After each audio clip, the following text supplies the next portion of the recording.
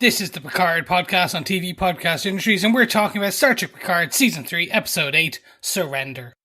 It's been a long time since we all sat around a table like this. Too long, really. By far. I am so grateful to be here. Hardship may have brought me here, but I want you all to know that there wasn't a day all those years that I didn't miss all of you. And we missed you too.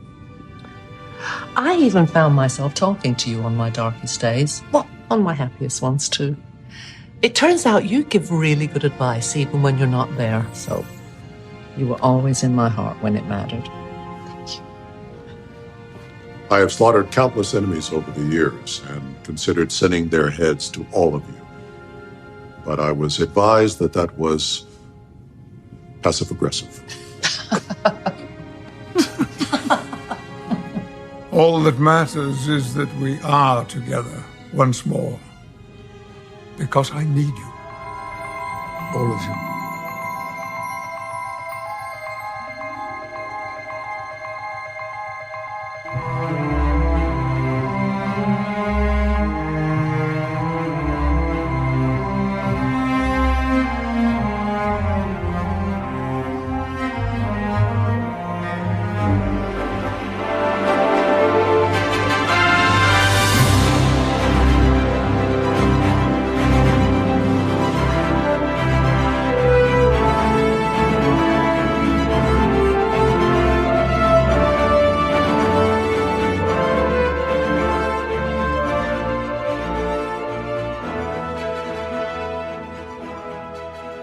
Welcome back, fellow Trekkies, Trekkers, and everything in between. This is TV Podcast Industries, and we're talking about Star Trek Picard, Season 3, Episode 8, Surrender.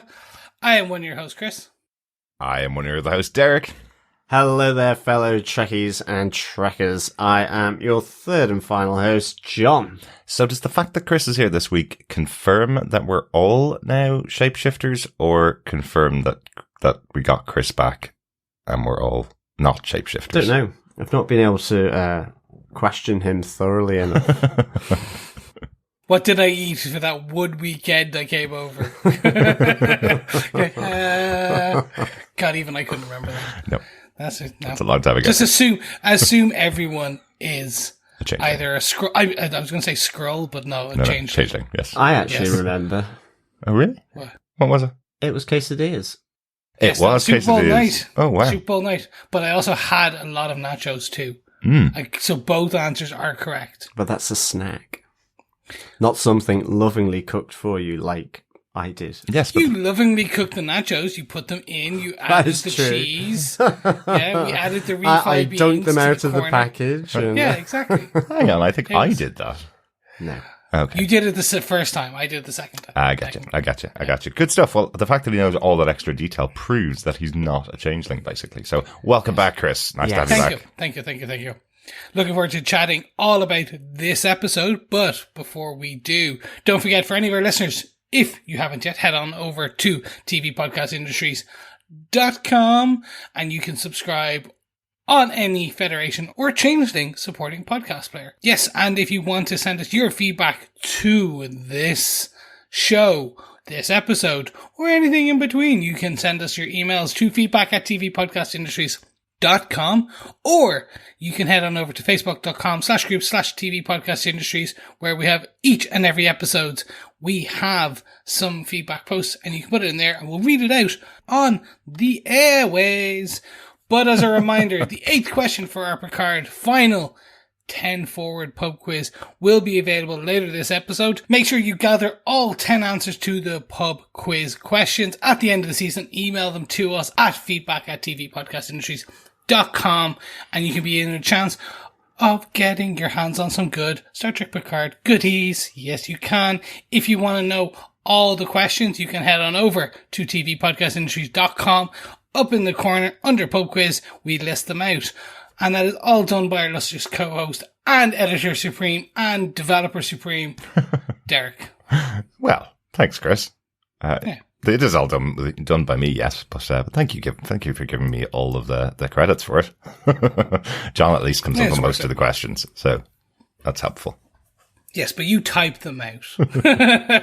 No, I do. But That's my one role. That's my one John role. Types them all That's my one role. Yes, you type. Ding, you ding, ding, you ding, type ding, out ding, the ding, thing ding. very slowly. But we're not here to talk about your lack of typing skills. We're here to talk about episode 8, Surrender. So let's dive straight into it. Derek, do you want to give us the episode details of who gave us what, where, and how? Of course, yes. The series is created by Akiva Goldsman, Michael Chabon, Krista Bayer, and Alex Kurtzman. The story for this episode was written by Matt Okamura. He is a story editor on season 2 and season 3 of the show. Also wrote season 2, episode 9, Hide and Seek, which is a pretty good episode of season 2. It was, actually, yeah. I remember that one. Yeah, and done another good job here. Yes, definitely. Yeah, this is definitely a good one. And this episode was directed once again by Deborah Kampmeyer, who directed episode 7 as well. So we talked all about her last week. Yes, and you can see her hand all over it. Very similar style, very similar to episode 7. Mm-hmm. Yes, almost a very similar ending as well. Yes, we shall talk about that. John, do you want to tell us what they gave us with your synopsis for Star Trek Picard Season 3, Episode 8? Sure. With Vadik in control of the USS Titan and its systems, she begins to hunt the remaining Starfleet crew and collect her prize, Jack Crusher. Elsewhere on the Titan, Jean-Luc Picard and Beverly Crusher, joined by Jack and Sidney LaForge, are shut out of the Titan by law. They are powerless to wrestle back control of the Titan, and then Vadik forces Picard to make an impossible choice, to deliver his son into her custody or watch the crew held on the bridge get executed one by one every 10 minutes. Meanwhile, on board the Shrike, Will Riker and Deanna Troi are held captive. Recovering from their interrogation, both begin to confront the distance that had developed between them following the death of their son. They also are very confident that Picard will be able to counter Vadik's use of the compromise codes given by Will to stop the torture of Deanna. As a guard comes to collect Deanna for further interrogation, he is killed by Worf, who rescues them from their cell. Along with Raffi, they escape the Shrike to the Titan on board a cloaked shuttle with intel on the changeling's autopsy of Picard's biological body. Things on the Titan begin to get far worse as Vadik executes her first hostage, Lieutenant Tavine, on the bridge. To combat Vadik, Jack tries to use his ability to connect with Lieutenant Mura on the bridge to use Picard's override command codes, but his attempt fails. Increasingly desperate, Picard, Beverly, Jack, and Sidney locate Geordi LaForge. They devise a plan to breach the firewall between Data and Lore in the hope that Data will prevail and be able to hack the command controls on board the Titan, while Jack heads to the bridge to give himself over to Vadik. On the bridge, Jack threatens Vadik to get the crew to safety by holding what appears to be an explosive grenade. At the same time, Data manages to trick Lore to assume control of the Golem. As Data regains control of the Titan's systems, Jack tricks Vadik, activating a force field around him as Data opens the bridge's emergency evacuation system, sending Vadik shooting out into space, where she freezes and shatters to death. Back on the Titan, Captain Shaw gives Commander 7 of 9 the pleasure of firing on and destroying the Shrike. Together again, Picard, Beverly, Geordi, Will, Worf, Deanna, and Data agree that whatever the changelings have planned is directly linked to Jack's abilities and must be stopped. As they continue to examine the information obtained from the Shrike, Deanna sits down with Jack to connect to him, understand the darkness that surrounds him, and to help him find out what's behind the red door. I sense a darkness around you. I do. I think behind the red door is probably Sandy Toksvig from number 73. Interesting. It would be nice if there was number 9 in the front of it, and then we could have an episode of Inside Number 9 on the Titan. Yeah, it would. Lots of good British shows there for our wonderful British listeners. Yes, very much. Certainly number 73 is going back to the childhood days. But I suspect something a lot darker than a Saturday primetime children's TV show. Right. So definitely something more akin to Inside Number 9. Yes. Okay. And I do have some theories about the darkness and what that darkness is and who this darkness is. Well, exactly. I'm seeing lots of theories out there which I'm trying not to see. I can't unsee some of them. So, do you want me to just tell you my one? Or shall I hold off my theory? Because that's kind of what we do here. Yes, well, we can get to that, because you do have that as one of your points, I believe. Around the red door. So all will be revealed. Yes, I do want to do a 7, but that's all the way in the future. Okay. Until that point, let's get into our discussion points for this episode.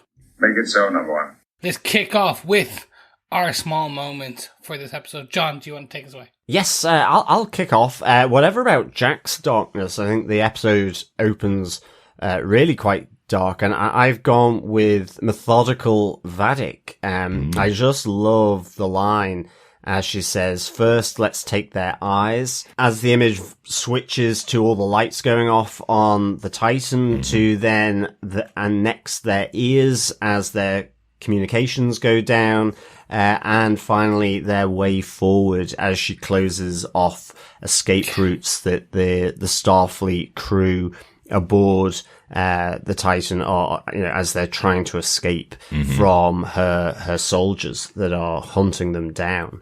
And I just loved how that played, that methodical sort of patter of Vadik here, even the way she's got that tune in her head as she uses her fingers to kind of tap it out. This methodic, rhythmic sort of hunting and dissection of the remaining crew outside of the bridge, being hunted, by her soldiers. And I just thought it was really, really well done. I just loved how it was delivered by Amanda Plummer as well. So good. Yeah, that was actually one of the points I wanted to bring, is just Amanda Plummer. We haven't talked much about her. We talked about her, each of the deliveries, but actually, when you look back on it now, she's been a top class, A tier kind of villain. Absolutely. For Star Trek now across. She would be up there with me. Khan! And your definitely. other kind of, the OG Borg Queen, and some of those ones who, ooze delivery of their lines. I was going to say chew the scenery, but more, not in a bad way, but really take on, you're forced to listen to them when they deliver these monologues and soliloquies, kind of very much, you're drawn and to listen to that narrative. Absolutely. Definitely. She really imposes herself on the scenes, but in really sort of good, meaningful way, because that's what that character demands. She is, maybe technically second in command of this. She formed this breakaway sect from her time and horrific experiences on Daystrom Station. So, this is a person who also should be immensely charismatic because of the sect that she leads. She's persuasive, and I think, you really get that through in this episode. Not so much with these lines. This is just sort of methodical threat, and it being enacted, to show there's no messing around. And she does that through this episode, but is also, hugely persuasive, sort of with Jack later on, in terms of, or at least she thinks she is.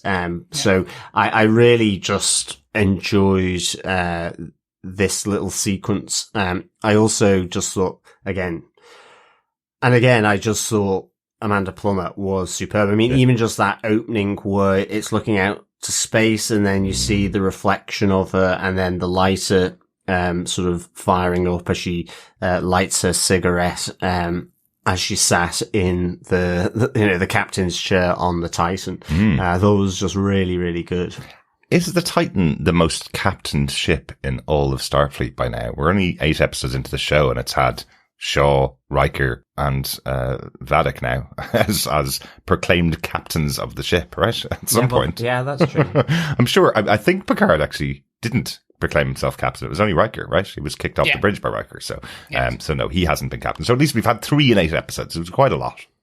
Yeah, and you could do Picard and 7 if you really want to get pedantic in terms of charge, control. Yes, 7 has also taken the captain's chair and a couple of points as well. So yeah. Hey, Even Jack did. Jack sat in it for a bit. Yeah, That is true. he was kicked out of that pretty quickly. Yeah. Good stuff, but great point. And I love her additional threats as well when she's effectively, obviously, in control of the system. When she's saying to them, I could turn the heat up and boil you alive. I could turn the heat down and freeze you to death. She's totally in control of this ship, and the threats that exude from her as the episode goes on are great. But those specifically where she's calling it out like a nursery rhyme, take away their eyes, their ears, and their way forward, is fantastic opening. But that's it. And even then with, the bridge crew that are there with her as she kind of goes to Picard, the thing that will intrigue me is which of the officers here with me you'll miss most, really, really good. Yeah. Chris, how about yourself? What's your number one moment, your small moment from the episode? I'm just going to take a bit of humor where we see Geordi go, Data, you used a contraction. Mm-hmm. And it appears, I can use contraction now. And humor. Yes. Like, response from Data. And it's just a fun nod back to, like, all those conversations between Geordi and Data where it would be a joke and Data couldn't understand a joke or tell a joke and didn't get it and then couldn't use contractions. So just fun nod, but, like, even those who probably don't get it probably still find some humor in it. But really, for those who have watched most of The Next Generation, this is a very nice, just a callback nostalgia piece, but now also showing how Data has evolved. Absolutely. So just a very small bit, but love it. Yeah, and as far as I remember, it used to be a thing amongst fans trying to point out that Data has used contractions before, and it was usually a bit of a flub because he's not supposed to. So they always tried really hard for him not to say contractions. So it is fun here that they're kind of nodding back to that they don't have to worry about that anymore. He's evolved. We're grand now. We can shorten our words down. It's okay. But I'm sure I remember, forums at the time, when Next Generation was on talking about a moment when Data may have, mistakenly said a contraction, when he's not supposed to. Because he is just a human actor played by Brent Spiner, and they are human writers, writing the dialogue. So occasionally they may have fluffed it, once or twice when people wouldn't have expected to notice in a 25 episode season that someone said it's once.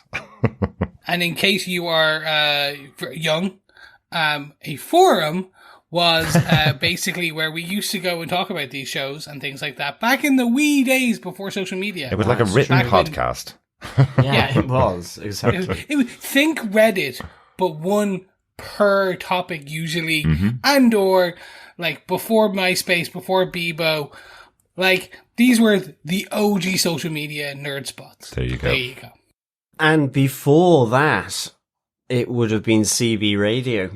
Really? Oh, yes. Yeah, and then did you not just shout out to the stars, I like Star Trek? No. They had a string with two cans. Did you enjoy this show? I did. It would have been CB radio. And occasionally you would get sort of a dodgy trucker coming on going, "Oh, it's Sally." All right, breaker. We're going to move on to Derek's point here because we need to move forward in this conversation. There you go. Derek. Yes. Do you want to tell us your point for this episode? That's a good plan. So we've moved from darkness to humor. I'm going to go for reconciliation as my first point. We have the meeting of Riker and Troi properly in this episode. I like that we have a moment between the two of them. I love that it starts off with a bit of humor in it when Riker calls her Imzadi, a word that he's used to describe her since right back at the beginning of their relationship. And Troy's response to it was, "Wow, I wish I'd told you one other Betazoid word, taught you one other word to use," then gives him the word, which is Yantaru. And eventually explains that what that means is baby of immense size, which is absolutely useless. He never will be able to replace Imzadi, his word of love for Troi, with baby of immense size. I don't think. But there is some other lovely pieces about this. Again, we've mentioned multiple times about how great Jonathan Frakes has been in this season. But I think all the actors, when they're given these moments to actually have something to do with their character and talk between each other, it's something that you kind of miss when you just have them as cameos coming on board. We only got one line from Deanna when she appeared last time with her "oh Will" moment, but here this moment between the two of them where she's explaining when the changelings arrived as as Riker. To their home. She jokes that she couldn't tell them apart. They did a great job, but they're good in bed and bad at cooking, just like him. So, then she jokes saying, I knew instantly it wasn't you. Didn't have the same aura around them and I can't read changelings. But then it turns into that conversation about their loss as a couple. We now know why Riker disappeared away. He ran from Troi because she was pushing his emotions down for the loss of their son Thad. She had never allowed him to properly experience the grief of losing his son. It's interesting, isn't it, that that's an ability of Troi's. As a counselor, she would normally counsel people, but she can also suppress the feelings, and felt that would be the better thing to do for him. But I like that having the conversation between the two of them, she admits that she did something wrong. She admits that she overstepped the mark. She should have known from her training that that's not what you do when you're counselling someone. Well, that's it, yeah. Like, actually, I love that line that she used, where she says, as a counsellor, I should have realised you can't skip to the end of healing. Mm-hmm. You have to go through the nuts and bolts of it. So, yeah, no, I love that. And I mean, I've always loved Deanna Troi because there's always been this inherent, I think it's twofold, because of the serious moments, that empathetic level, because of her species. Yeah. But she's always had that glint of cheekiness as well in her eyes. And you see that through this episode at different points, like when Worf arrives. And I just love the character and Marina Sirtis for just this portrayal of this character as well. I really, really enjoy her when I see her. Even back in season 1, even though it was just a small amount of time, I just loved that. I mean, again, I love where they kind of reconnect over the fact that they don't really like the house that they're living in, on the planet that they're on, because they were really there for their son, not for them. And she just goes, the foyer is very judgy. I was trying to think back to season 1 with the house, and I was like, I don't remember how judgy the foyer was, but I probably wouldn't have described it like that. Like, I remember being as like a wood cabin on a planet that was absolutely empty, and had a nice fire pit to cook pizzas, a nice pizza oven probably. And she wants city life again. Yes, she wants to be around people again. Yeah, not cutting themselves off. But I do think it's a really important moment to have these characters, and they've done this really well this season, is really respecting the characters, giving them all moments together. And this is my small moment from the episode. There's a couple of other great big moments for these characters in this episode that I really enjoyed. It's much better to do that. If you're going to do fan service and bring characters back as cameos, that's great. But if you're going to do real fan service, bringing them back as the characters we knew them as in the past, and having resolutions and having time between these people to discuss their motivations, to discuss what's going on between them, that's way, way better for me. So, if this is going to be the last run for TNG, I'm glad they have all got moments together. Yes. Yeah. Agreed. And before we move on to our medium points, I'll ask you guys one question. What's worse than a woodpecker? A woodpecker with two heads. I love it. That's a great joke. I like that. It was good. Now, let's move on to our Omega Directive, our medium points. Implement the Omega Directive immediately. John, do you want to give us your medium moment, your Omega Directive? Mine is my medium moment for this episode is we do get the reveal of Worf and Raffi's secret mission. In a sense, we know they've kind of gone off Titan, as in USS Titan, rather than the planet or the moon. Yes. But they have, gone off Titan on a secret mission. Weren't entirely sure what that was, but I'm guessing it was somehow trying to shadow the Shrike, at least locate it, to find out where the body of Picard has gone after being taken from Daystrom station. And it just so happens it is on the Shrike. So, as luck would have it, Worf and Raffi are in the vicinity when dare I say it, the show is going down on the Titan. And indeed, this means the secret mission does come with a bonus for them, in that, luckily for Riker and Troi, they do have Worf's battle prowess to get them out of their their cell effectively aboard the Shrike. So I like the fact that it's a second time this season where it's just he's just runs his Klingon weapon through the back of the enemy.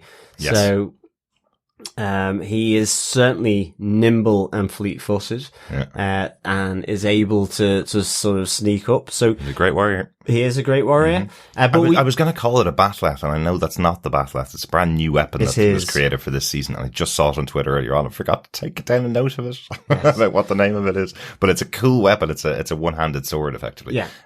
It's really cool. So I really this is the secret mission where they've tracked his body, or Picard's biological body, to the Shrike, and so are able to take information from the data banks of the Shrike. So interestingly, we hear that they seem to have extracted parts of the frontal lobe where the Irumadic syndrome would form, or the misdiagnosed Irumadic in the brain, syndrome. or the misdiagnosed, exactly, as we heard from last week. So they do find Picard's body. I don't think they brought it back onto the Titan. I don't think so. But they did have their cloaked shuttle to escape from the Shrike after the remaining soldiers aboard had realized that Will and Deanna had escaped their cell. So managed to get back in time to help out with and join up with Geordi and Picard and Beverly. I really enjoyed just Deanna seeing Worf as well.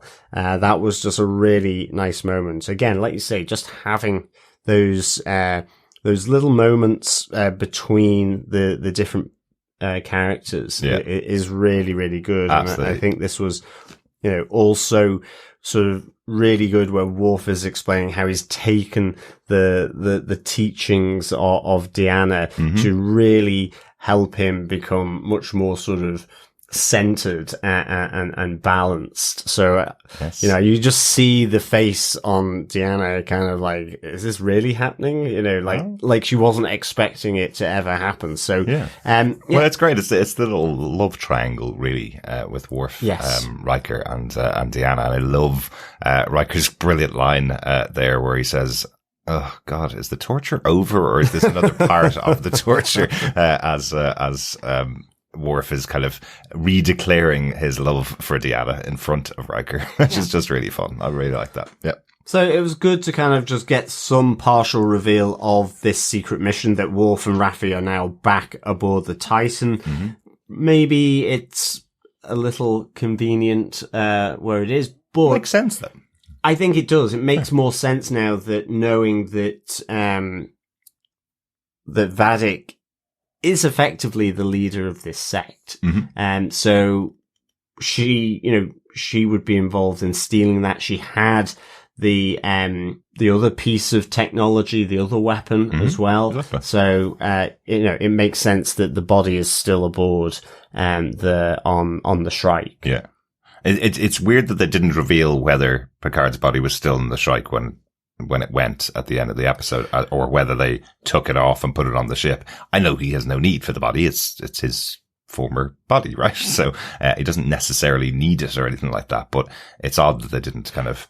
Well, essentially it's been, blown up. Yeah, we think, we presume so. I assume. There's no need. I assume so. There's no need for it. Again, it's like, it's already causing trouble. So it's like, just leave it there. It's fine. Yeah, it's fine. Make it a bit crispy. Burn have, it to shreds. It'll be fine. We have the information that we need from the databanks on what they were doing with it. So the theory that they had last week, that they were going to use the body for something. They were using it for research to find out about this misdiagnosed Irumadic syndrome, but they didn't actually need the corpse effectively to use that, which is good.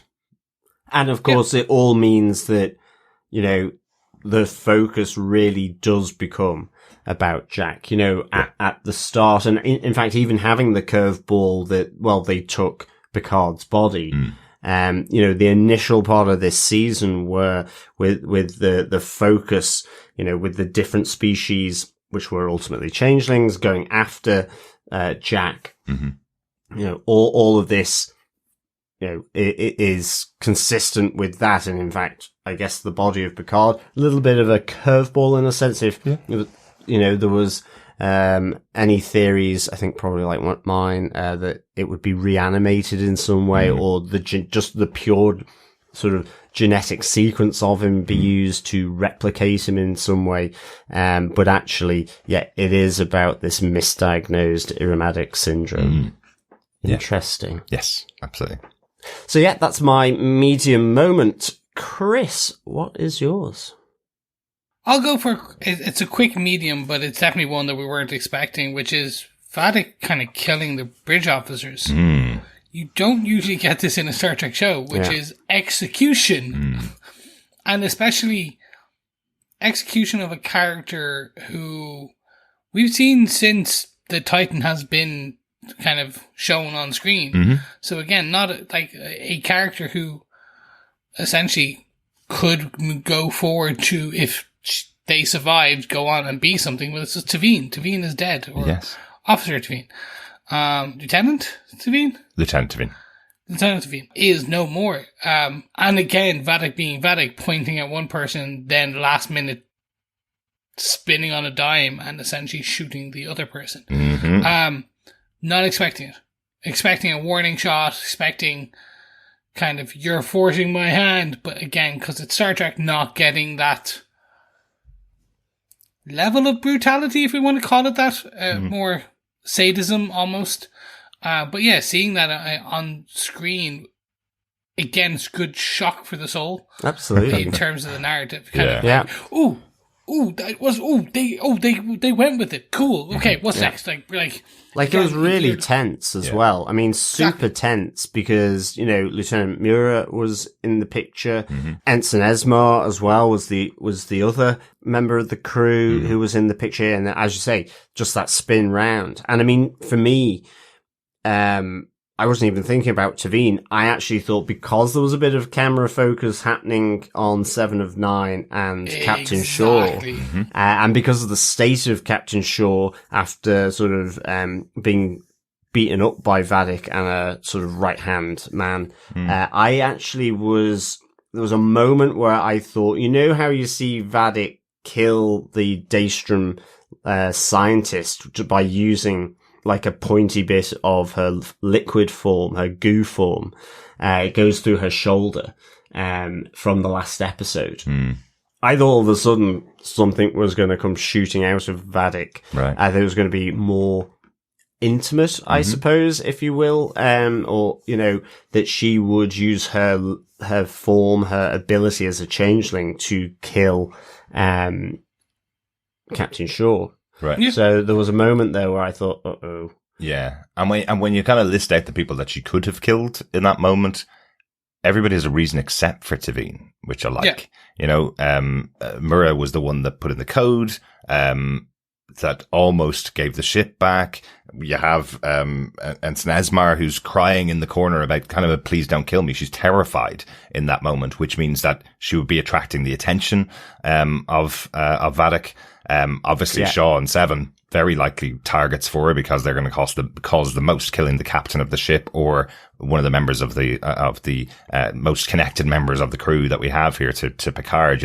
All of those people have reasons, but the fact that she kills Tavine, who makes no noise, Vulcan science officer, able to keep track of her emotion, and is just killed out of hand, that almost is a statement in itself from Vadic. I don't care which one of you kill, and any of you are on the chopping block. So it really adds to that tension, I think, because she kills Tavine there. Agreed. But it is also really interesting as well, if you think back all the way to Star Trek, the original series, the Vulcan science officer on the original Enterprise was Spock.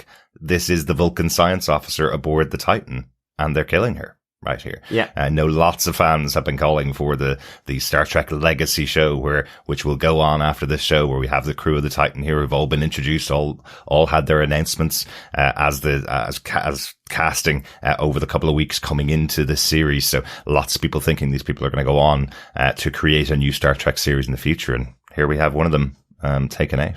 Well, absolutely.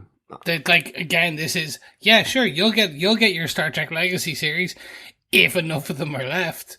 And we get to the last episode and like there's one, and it's not even going to be, it's going to be Shaw. It's just going to be Shaw by himself, like sitting on the deck of the bridge of the Titan after it's been ejected and pushed down onto a planet like every other kind of starship. It's Shaw and Ensign the Forge. Yes, exactly. So that was my medium moment. Derek, what about yourself? Well, I said I was going to talk about character moments in this episode.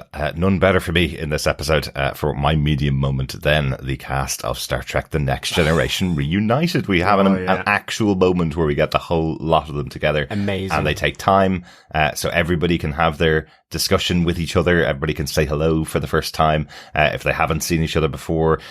We have obviously Beverly and Deanna connecting with each other. Love Deanna's call out to Beverly that she's always been in her mind over the course of the 20 years. She's always thought about her. She's talked to her day on day, asking what she would say, showing the closeness of the two of them as friends aboard the Enterprise many years ago. We obviously have the reuniting of Data and LaForge, which you talked about earlier on, Chris. You know, that is the opening moment for this reunion of everybody, is the two of them walking to the room together, which is something you would see at the opening of almost every episode of Star Trek Next Generation, would be the two of them having a conversation, walking to the room with the rest of the senior officers. So I thought that was a nice callback in itself. But yeah, it was great just to have everybody all around the big table, all getting on the same side. Catching up with each other, making sure they talked about the time that they were apart and how much they all missed each other. Just thought that was great. And then it all ending with Picard going, "Now, my friends, I'm glad I have you all here. We now need to all work together to fix this problem, to solve this one last time." Well, that's it. It's like, I literally just wrote in my notes, the team are back together again. Amazing. And then didn't take any more notes on it because it was just like, I was just kind of like going, this is so good. Just great. And it, because of all the little interactions before, just having them all around the table, it is, you know, the team is back together again and they're going to kick ass. Absolutely. Yeah. And, you know, you get it from Data where he's saying to Geordi, you know, the one constant I've always had is the love of our friendship. That's the one thing that stays the same about me. You have Worf with his excellent line of, "I've slaughtered countless enemies over the years and wanted to send you their heads, but was told that was passive aggressive." Fantastic. Yeah, absolutely. Absolutely great. Really, really enjoyed it. But when you look around as well, you know, there would have been a possibility that they would have stuck in someone like Captain Shaw in there, or even Seven. You know, Seven's a great character, of course, but Seven's not around that table. Even Jack's not there, and Jack's now a major character in this series, being the son of Beverly and Picard. But they make sure this is just the senior bridge crew of the Enterprise sitting around having a moment together. So well done, series. Yeah, you have to do that. So well done to them. Definitely. No, and it served a purpose. Exactly. Because it also moves the story into, like, what's next. Exactly. Yeah. I feel if they had done that without the actual moving forward to discuss the elephant in the room, i.e. Jack, then I would have gone, oh, no, that was just, yeah, fine, whatever, didn't need it. Exactly.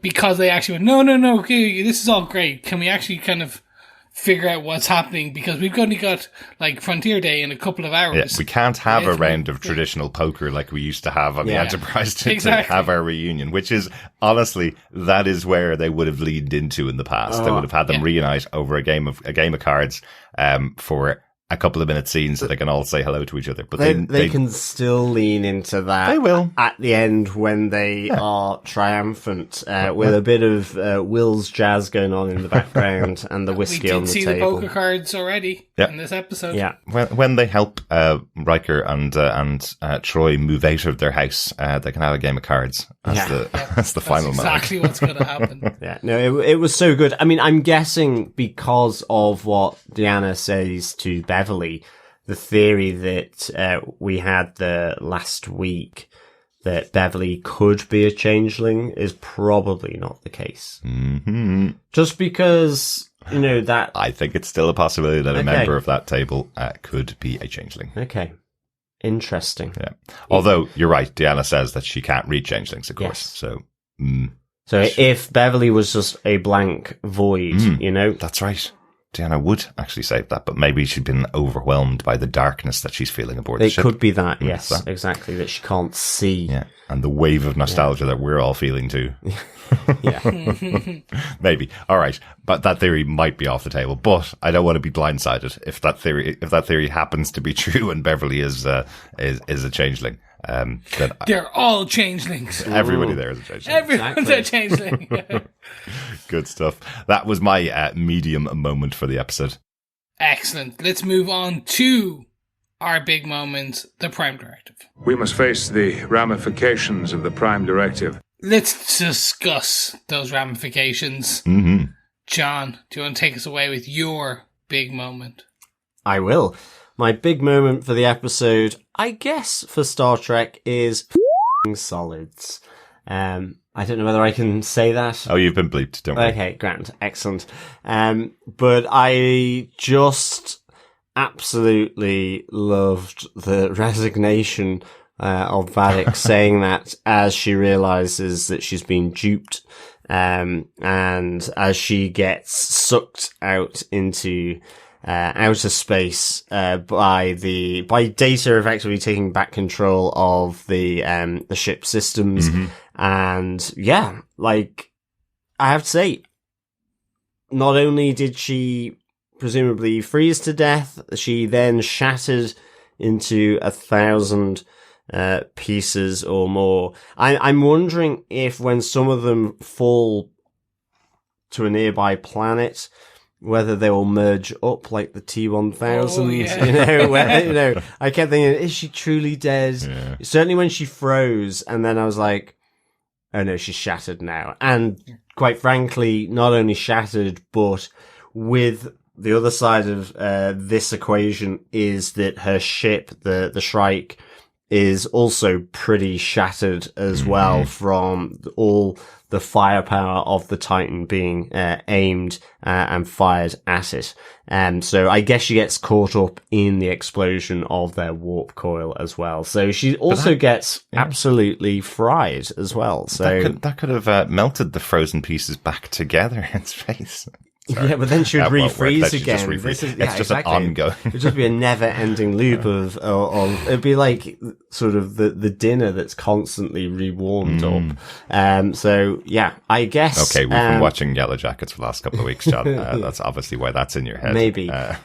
So yeah, I just, to be honest, I was not expecting that Vadic would be sort of dispatched in this episode.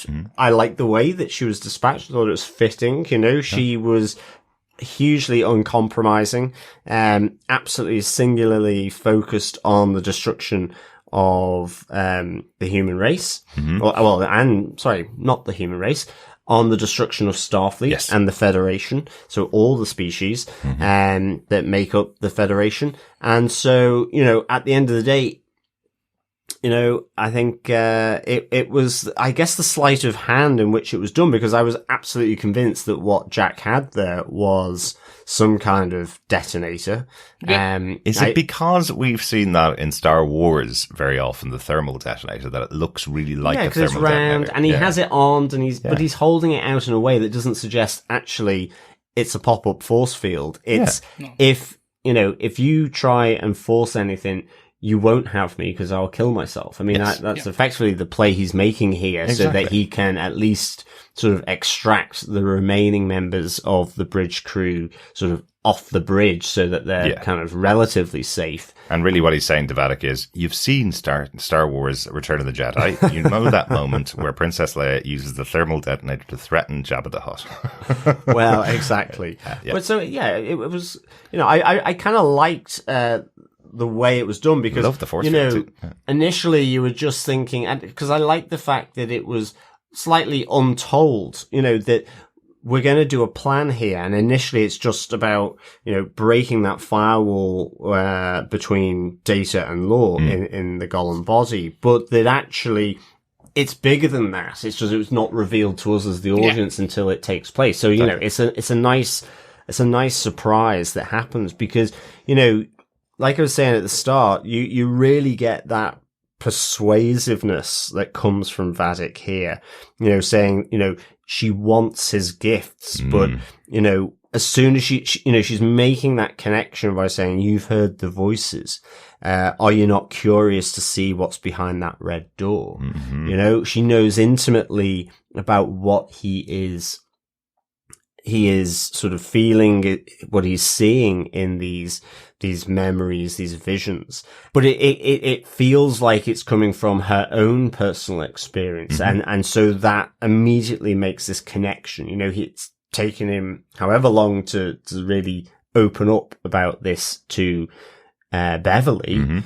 Mm-hmm. So, that way of persuasion and connection to draw him in. It's a similar thing to the trick that's happening in the Golem between Data and Lore, but also with, this trick being played on Vadic here. Mm-hmm. That ultimately is her undoing. But yeah, I thought this was massive because I really enjoyed Vadic. I thought, at least give her those multiple deaths of freezing, and then shattering, and then being consumed by a warp coil explosion, and of course the Shrike going.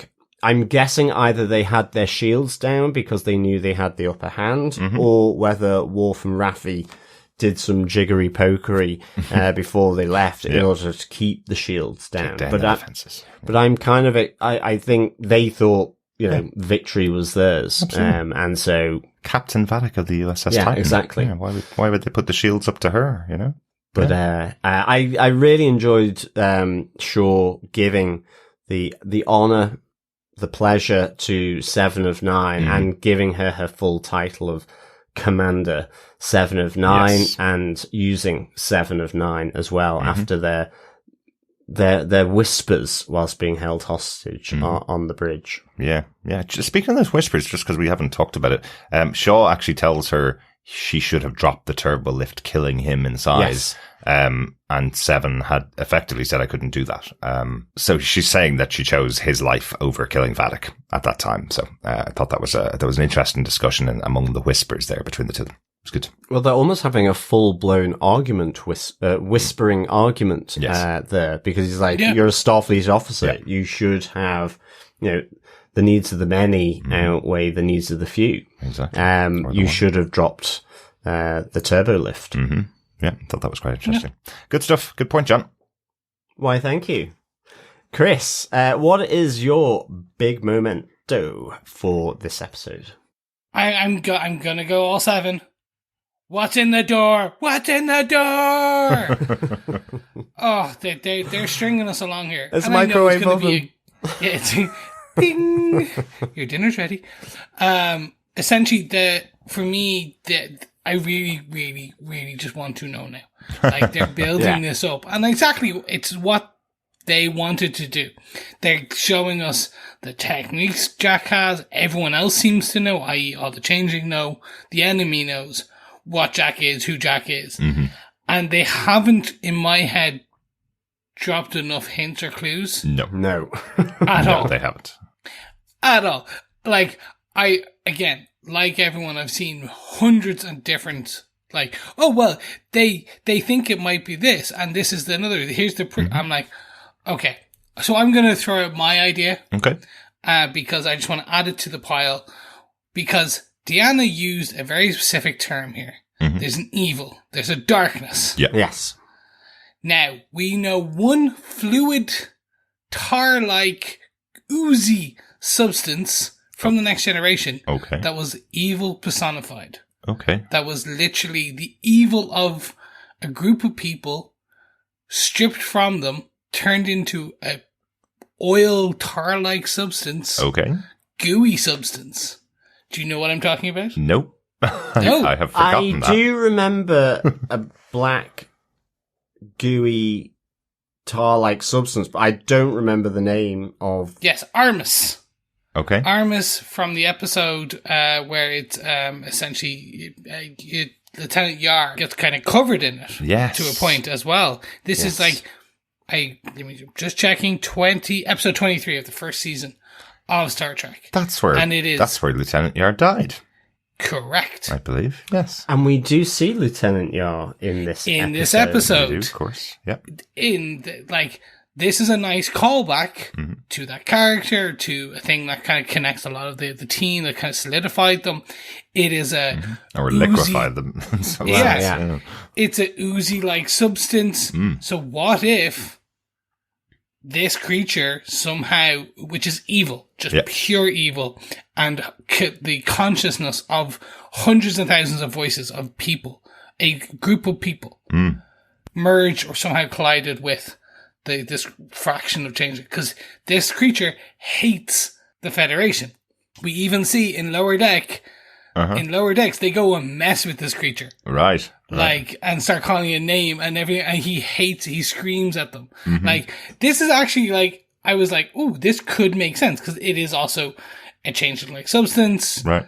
It's oozy. Who knows? I like the theory. I like the theory because, in fact, when you see Vadic cut off her hand, whilst there is the predominance of the changeling sort of fleshy colour and the red, there is black elements that are sort of behind that, almost like sort of, edging it and framing it. So, I like that theory, Chris. Interesting theory, Chris. A lot. I like it's tied directly back to Next Generation, to a villain from the Next Generation, a villain that had impact on the team. And more importantly, it just keeps calling back to this evil, this horrible darkness that is in there. I don't know how it's connected to Jack, but this is the thing. This is why we have so much speculation, because unfortunately they haven't given us a lot of the door. They haven't kind of alluded to where things that Jack might what might have happened to Jack. It said that the syndrome that him and Picard share was potentially misdiagnosed. Is it telepathy, a connection? It's just there's so few tidbits or kind of crumbs here. I can see why everyone's kind of scraping, because we've got less than 2 hours, an hour and a half, 2 hours, less than 2 hours left for two episodes. And they need to save Frontier Day and tell us who that thing is, and then have the wrap up. Yeah. I'm oof, I know you'll do it, but that's totally doable. Doable. That's 2 full hours, an entire movie, Chris, length, to tell us that kind of story. They've got loads of time, especially because they paused a little bit in this episode and last episode to have those reunion moments and moments of nostalgia with the cast. So it's all in now for saving Frontier Day and learning who Jack is. Yeah, I think ultimately, in terms of I'm probably not as bothered by that compared to you, Chris. Certainly not what's behind the door. I think absolutely that's kind of I think they've shown it. I think it's been heightened here with Vadic this time. I guess it's more that a bit more explanation around Jack, actually, because effectively this episode, last episode, both ended with we will tell you the true nature of what you are. Yes, I totally agree with you, John. Yeah, that's the cardinal sin here for me. Having a show that has the cliffhanger at the end of both episodes going, I will tell you from all of my experience, and I will help Jack and tell him who he is. In last episode with Vadic, and then this episode having almost exactly the same final line from Deanna. I will use everything in my power. It's time you find out who you are. And I thought, ooh, there's another couple of minutes left in the episode. But they spend those couple of minutes getting to the red door and then close with the closing credits. So I have no issue with this. This is one of the mysteries that needs to be solved. I totally get that. But ending at that point 2 episodes in a row, I felt is just a little bit too much. It just feels like you're stringing it along when you could have given a little bit more information.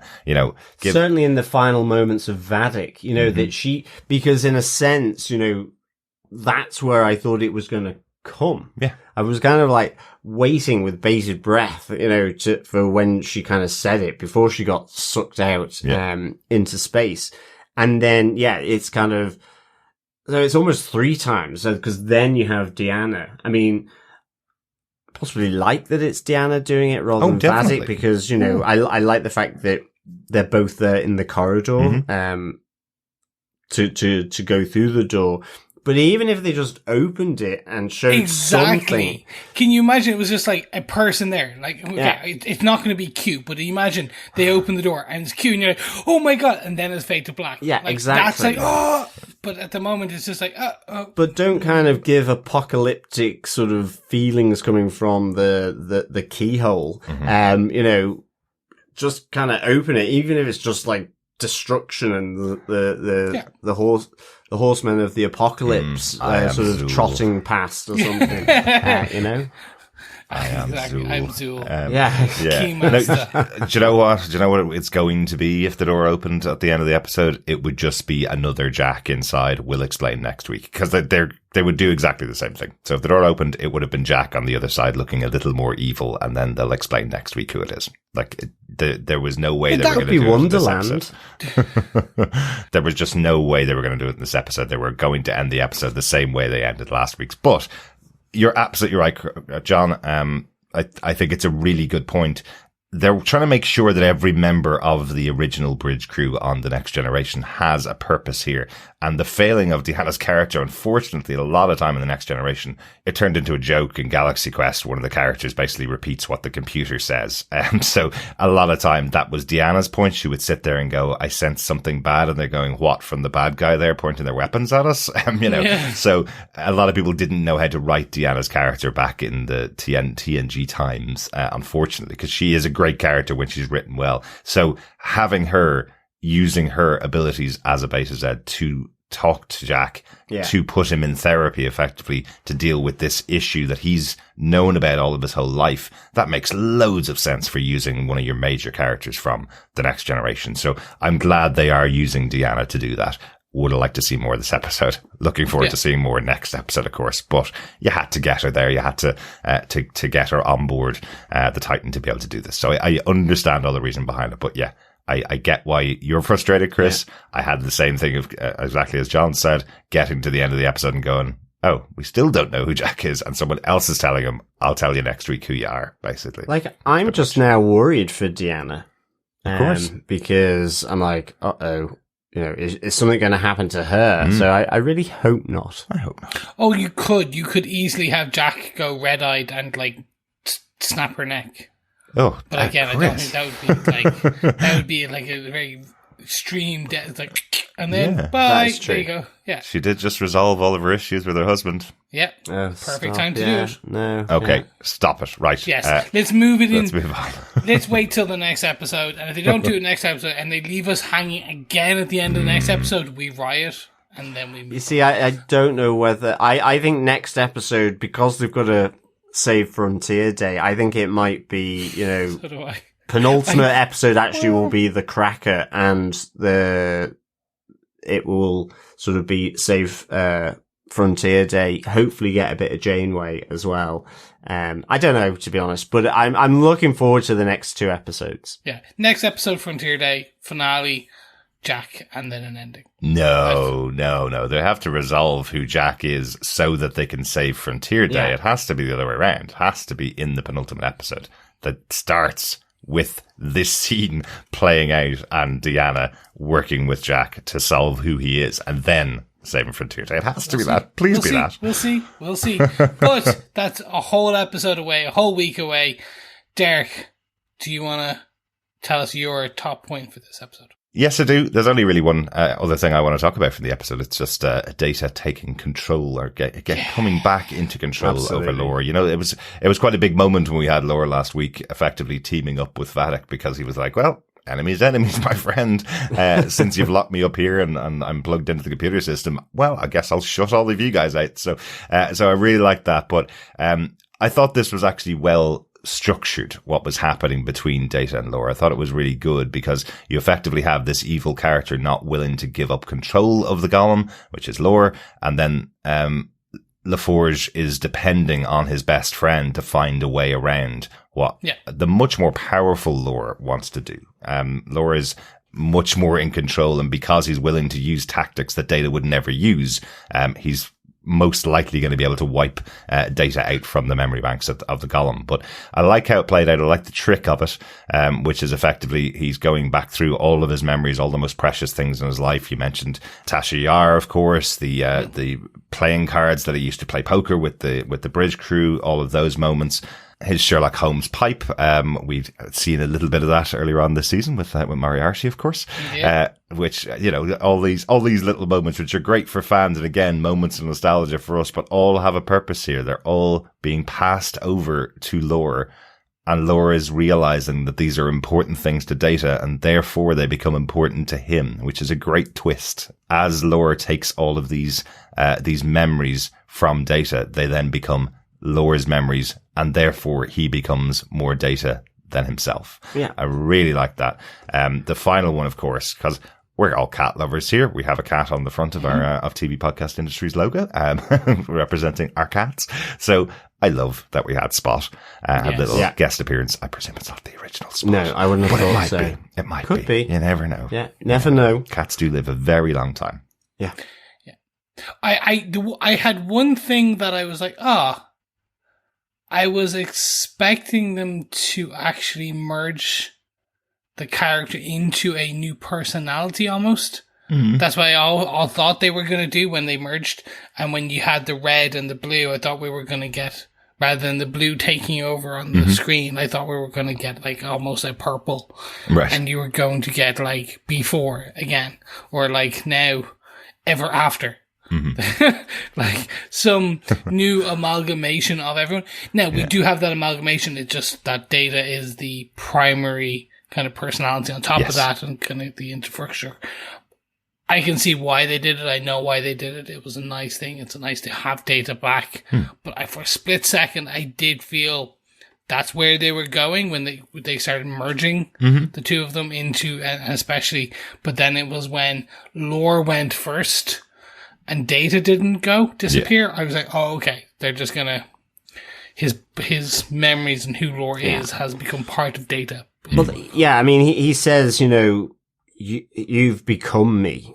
Yeah. As he says, just before he says goodbye, brother, as he sort of dissipates in the Matrix. And it was, so I mean, it's more, and he does mention about, I'm not, he does quickly say, I'm not Data as we remember from The Next Generation. I've got these feelings, emotions, bits of information from all, the B4 Lore and so on. They are a part of me now. But it's like the main processing is the Data element because, like you say, by giving him the gifts, Lore became him. They became important for Lore. Yeah. So, Lore didn't have the same view of trinkets, I guess. Those relationships. I mean, he says that. He says these are a form of weakness. Yeah. And that's why I do like with Spot coming in where he says, even though Spot isn't human, it is the one thing that probably made me most human. Yes, made him respect to life. In the scheme of things, it's a very powerful memory that he's just given over. Exactly, yeah, really, really good. And you're right, there is that moment where he's effectively saying, I am all of Data, but now I'm also Lore and before, and all the knowledge that Dr. Sung put inside the Golem. So he has access to all of those elements, but he is everything that was Data before as well. I'm really glad they addressed the end of season 1 of Picard, because that was a massively emotional moment when Data asked Jean-Luc to end his life, to finally shut him down effectively so that he can experience death, the one thing that he could never experience. I love that they addressed it and the way they addressed it, where he was saying, but that did happen. Yeah. That's what happened to Data. He's gone. I'm here now in a different way. He's in a different body. He has other things to experience. So I'm glad that they addressed it in that way. It would have been a very weird season if we didn't have Data back by the end of the season, given everybody else was returning. So I'm glad they found a way to do it, which made sense within the show. But they also addressed the fact that we've had an end to the Data that we knew back in the first season. Did a good job. And again, if they decide to move forward with some of these characters, not saying that they do, but if they do decide to give, like, Brett Spiner may go, yeah, do you know what? Give me another couple of cameos. It allows you to move on, and any inconsistencies from the Data we knew, because, as you said, to Air is human and Brett Spiner is human, you can kind of, well, it's not Data, it's Data 2.0. Yeah, he's the new Data. Yes, exactly. Yeah. So he's allowed to age as well, which is always important, and doesn't have to put on the very white makeup, which I'm sure is very annoying for him to do this many years later. Similar to obviously Geordie LaForge replacing his eye visor with much easier to wear contact lenses in order to continue working in Next Generation. So, the Next Generation movies. Anyway, another great character moment. I really enjoyed this. I like this version of storytelling. It's a bit more ethereal, a bit more unusual the way they did this moment inside of the Golem, effectively. But I did really like it. That was cool. Good stuff. That's my major moment, and I think all of our moments for the episode.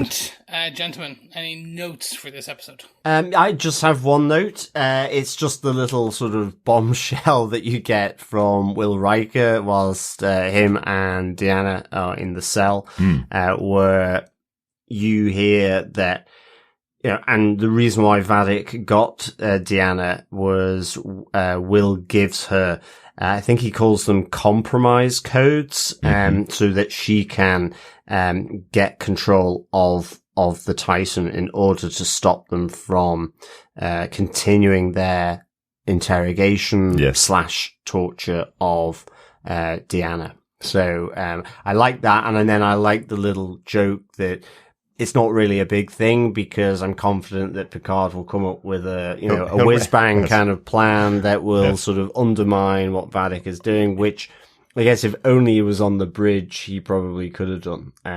But I love that it's like, Picard will recognize those compromise codes immediately, and I'm sure he has the Titan well in hand right now, as all the bridge crew of the Titan are on board, being threatened by exactly by Vadic. It was a great joke, wasn't it? Yeah.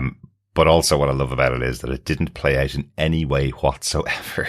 The code that was given to override the bridge code had nothing to do with the compromise codes that Riker gave at all. There was nobody worked out what Riker's plan to help them save the Titan was. I know. How cool is that? It's so unusual. We had it before actually in this season, didn't we? We mentioned it last week that there was a plan that didn't play out. So I like that they've done that here. Good stuff. I have no other notes though on the episode. Yeah, no notes from me except very quickly to say that I'm really happy we saw Tasha Yar. Even holographic form, it was nice to see. I know we were saying they may be able to use the changelings to bring in some extra kind of faces. Yeah. Didn't use it to bring in hers, but at least we got to see her, even in holographic form. It's been years since we saw her, just even on, since the very first season. Yeah. I know she did come back for one or two episodes, but not as Tasha Yar, of course. So, great to see a little nod to her in there. I'm really sorry about this. We didn't get to watch the episode as many times as I normally would like to. Was Dr. Pulaski in the flashes from Data? So I think I might have missed her. The doctor who replaced Beverly Crusher for a season on Next Generation. We've talked about her before, but there's a great moment between the two of them where she has a big sparring moment with Data, because she won't call him by the name Data. She will call him Data, because that's how she pronounces data. So I was expecting that they might have done a callback to her, but I didn't see it in this episode. And I guess you guys didn't notice it. No, I didn't either. Okay. I was hoping that we would see Dr. Pulaski at least mentioned in the episode. But hey, you never know. Still 2 more episodes to go. Exactly. But speaking of those 2 episodes, we need to get there. So let's wrap up, gentlemen. John, final thoughts on Star Trek Picard Season 3, Episode 8, Surrender. Yeah, I'm really enjoying this season. Really enjoyed this episode. I'd give it 4 early flights out of 5 for the old red eye. Very good. Yes, I just really enjoyed it. I loved... and was sad to see Vadic go. I think great antagonist here. Loved how Vadic has been played by Amanda Plummer. So yeah, I just thought it was really good. If a little kind of abrupt and a bit shocking, I wasn't thinking it would be now that she would find her end, but certainly she would probably need to be ended, a bit like as Picard said in the last episode. You know, the hate has filled her too much, you know, when they're sort of debating about whether they would need to kill her. Having the next generation come back together again around the table in the ready room, just really, really good. So cool. Glad we got to see Will and Deanna on the Shrike. I just thought this played out really well. I think there was lots of moving parts. You know, it was hugely tense in places. Whatever about the darkness surrounding and forming around Jack, you know, I think that the episode was pretty dark with the execution of Lieutenant Tavine, but also really the slaughter of all the other remaining crew that was happening right at the start. Yeah, you know, really Data and Law's sort of battle, you know, really good as well. It's great just to have those moments with Data and Geordi. So, like, this was hugely successful in that. I think the only thing that would pull me back from that, and why probably just maybe dock half a mark in a sense of in my review, is because I would have liked a little bit of something. I mean, on Jack Crusher, even if it was tangential, and I think it would have been nice it coming from Vadic, other than effectively, you know, her sort of making that empathetic connection about the voices and the red door, sort of understanding or knowing what the visions are about and what he's seeing. I think that would have been nice, but I'm intrigued with Deanna sort of going with him on that journey, and I really hope she survives. So yeah, 4 early flights out of 5 from me. Great stuff. Derek, what about yourself? I love this episode. I know I picked a lot of the emotional moments between the cast, but I think the reason why was because I know you guys were picking the other bigger moments from the episode, but I did really enjoy those as well. So overall, I think it was a highly successful episode. Really great what they're doing this season. Really great that they're, as I said many times already, that they're not just giving cameos to people that we want to see again, that everybody's getting a big moment. Everybody's getting some great moments. We even had a wonderful Raffi moment in this episode where she got to fight against the changelings aboard the Titan. That was cool. The Jack moment as well, when he was possessing one of the other members of the crew using his abilities, and that crew member dies, being shot by one of the changelings. I thought that was really affecting as well. How difficult that must be for him when he's trying to work out how to use those powers. I thought it was performed really well and looked really cool. But yeah, overall, loved this episode. Really excited to see how they close out the season in the last 2 episodes. How about yourself, Chris? What was your overall thoughts for this episode of Star Trek Picard? It was that last bit of what's in the box, what's in the door. Mm-hmm. That's a very much season-long question that's just been tantalized, but not enough to form what I consider right now valid hypotheses in terms of where they're going with the story. And that kind of both intrigues me and kind of worries me at the same time. So far, they have not given me enough to make me fully worry. I think that this will kind of not be landed. I think that they've shown an understanding of the characters, understanding of the show, the universe, and just good narrative chops enough to kind of deliver. So as we go into next week's penultimate episode, I think as long as they kind of give us some of the major beats that we need, i.e. start answering some more of the questions, and then give us at least a good chunk of like 15, 20 minutes at the end of the actual finale to wrap everything up in a nice bow and not rush it, I think we're in a good place. But for this episode in particular, I really enjoyed it. It kind of, it gave me Data with a bit of humor and using contractions. So what more can you ask for? Always good. I know what we can ask for. We could ask for a drink. So, gentlemen, let's head on over to 10 Forward for the 10 Forward Pub Quiz. Yes, fellow Trekkies and quizzers, welcome to 10 Forward, episode 8. So on to question 8. What are the digits of Picard's override code entered by the tactical officer Lieutenant Mura on the bridge of Titan as he is controlled by Jack Crusher?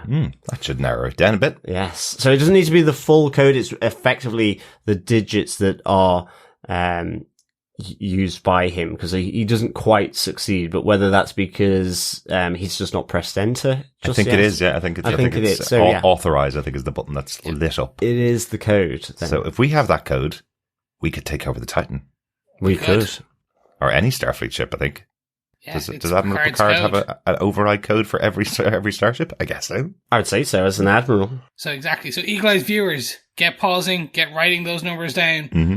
One more time, John, for those in the back who didn't quite understand. Yes. What are the digits of Picard's override code entered by the tactical officer, Lieutenant Mura, on the bridge of the Titan as he is controlled by Jack Crusher? Mm-hmm. Excellent. And don't forget to send all your answers at the end of the season into feedback@tvpodcastindustries.com to be in a chance to win some Picard goodies. And again, if you really want a refresh of all the other questions, you can head on over to the website tvpodcastindustries.com, and they're all listed there. Mm-hmm. But I think we also need some feedback from our fellow Trekkers and Trekkies. Absolutely. First up, we have an email from Neil, and I'm really sorry, Neil. Your email did come in time for our recording last week, and I forgot to put it into our feedback area, so my apologies about that.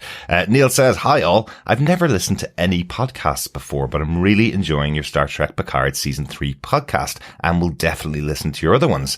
He has a bit of speculation about potentially what's going on in the show. He says, "I wonder if they've stolen Picard's body to get his DNA for his and Jack's medical condition, and like how Starfleet gave a virus to the changelings, are they planning on infecting the solids with a deadlier version of the condition? Thank you again, Neil." That's quite an interesting theory, isn't it? Yes, we do like a bit of speculation and theorizing, Neil. And I mean, for sure. I mean, this episode as well, we hear that they've actually taken out pieces of Picard's frontal lobe. They're analyzing them. They have rakes and rakes of data on it. So I guess for the changelings, or indeed this other entity, revenge is a dish best served cold, and will give some of their own medicine. That would be interesting, wouldn't it? Yeah. I like that idea. I think maybe they're kind of doing something with Picard's syndrome, and maybe it's a way to give it to every biological species out there who has synaptic pathways and have to use them and turn them stupid, or kind of accelerate it so that they have crazy form of dementia or something. Yeah. But we'll see. Really interesting. Yeah. And that's awesome, Neil, that we're the first ever podcast you've listened to. Yeah, See, welcome aboard, Neil. Every podcast can be somebody's first. I'm glad you found us. Yes. And you're enjoying it. Even more so. Yeah. Absolutely. That's also very, very good. But great stuff. Thanks, Neil, for your feedback. We also got an email in from Virat, who says, "Hey, love the show. Listen to it every week. 2 points to make. Both points I'm confused a little from the podcast and the show itself. First, if the changelings stole the body to replicate a complete Picard to replace him at Frontier Day, wouldn't a replica scan as fake? Picard is a synth, and Starfleet knows this, right? Doesn't he scan as a synthetic?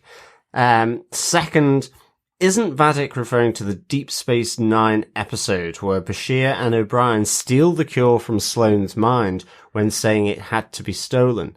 I think she is crediting Odo for stealing it, but once the female changeling was cured in Deep Space Nine and Odo went to the Great Link to cure the rest, didn't they have the cure? Both points are confusions. Any further thoughts to clarify your point or the show's points would be helpful. Love the show, Virat." Thanks so much, Virat, for the feedback. I think on the first point, Picard is a synth, but they are fairly indistinguishable. So it depends on the type of scanning, whether they are scanning at a level that could pick up a synth.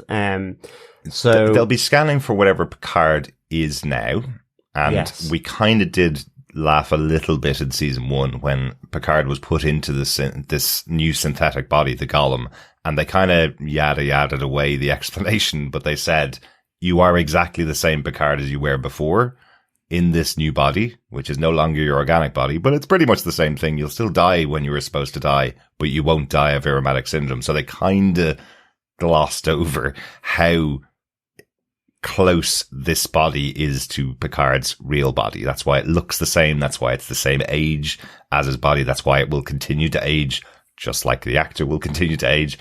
So they did kind of say this may not scan like a traditional synthetic because it's so highly advanced. It's one of a kind until there's a new one now for Data. It's one of a kind, but it won't scan as a synth. But I would presume what Picard was saying was that they'd set up the security measures with that body in mind, with that synthetic body or that golem in mind. So it had to be exactly the same as that. So the show was speculating that that's what they were doing. We were also speculating that that's what they were doing.